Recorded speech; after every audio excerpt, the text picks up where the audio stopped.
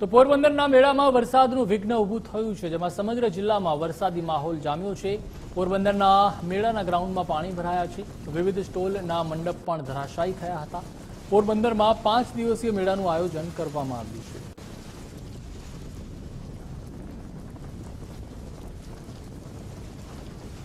મેળાની સ્થિતિ છે, પવન છે, ફૂલ વરસાદ છે ને પવનના હિસાબે અમારા મંડપ બધું ઉડી ગયું છે ને મારા માણસો બીમાર પડે છે।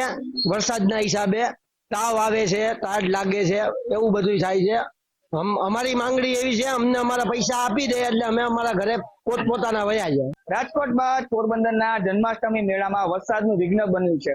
પોરબંદરનો જે જન્માષ્ટમી પોરબંદર છાણસદ નગરપાલિકા દ્વારા આયોજિત કરવામાં આવ્યો છે। આ મેળામાં હાલ પાણી ભરાયેલા જોવા મળી રહ્યો છે, કારણ કે હવામાન વિભાગ દ્વારા જે રીતે 25 ઓગસ્ટથી આગામી 5 દિવસ સુધી પોરબંદર સહિત સૌરાષ્ટ્ર અને ગુજરાતમાં ભારે વરસાદની આગાહી કરવામાં આવી છે। હાલ આપણે પોરબંદર જન્માષ્ટમી મેળા ગ્રાઉન્ડ ખાતે ઉભા છે। મેળા ગ્રાઉન્ડના દ્રશ્યો છે, જ્યાં જો તે હાલ મેળા ગ્રાઉન્ડમાં પાણી ભરાયેલા જોવા મળી રહ્યા છે।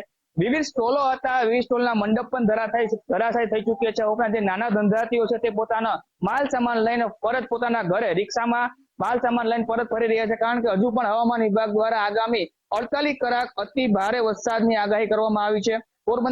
પોરબંદર જિલ્લામાં ભારે પવન સાથે વરસાદ વરસી રહ્યો છે, જેના કારણે આજનો દિવસ પૂરતો જે મેળો છે પોરબંદરનો તે મુલતવી રાખવામાં આવ્યો છે। મેળા સમિતિ દ્વારા નિર્ણય કરવામાં આવ્યો છે વરસાદને ધ્યાને રાખીને આગામી સ્થિતિને જે રીતે હશે તેના આધારે મેળો શરૂ કરવામાં આવે છે। પરંતુ હાલની પરિસ્થિતિએ જોયો તો જે રીતે પોરબંદરમાં ભારે પવન સાથે વરસાદ વરસી રહ્યો છે, જેના કારણે પોરબંદરના મેળા ગ્રાઉન્ડમાં જ્યાં જો તે હાલ પાણી ભરાયેલા જોવા મળી રહ્યા છે, જેના કારણે નાના ધંધાર્થીઓને અને અન્ય ધંધાર્થીઓને મુશ્કેલી પડી રહી છે। કિશન ચૌહાણ, ગુજરાત ફર્સ્ટ, પોરબંદર।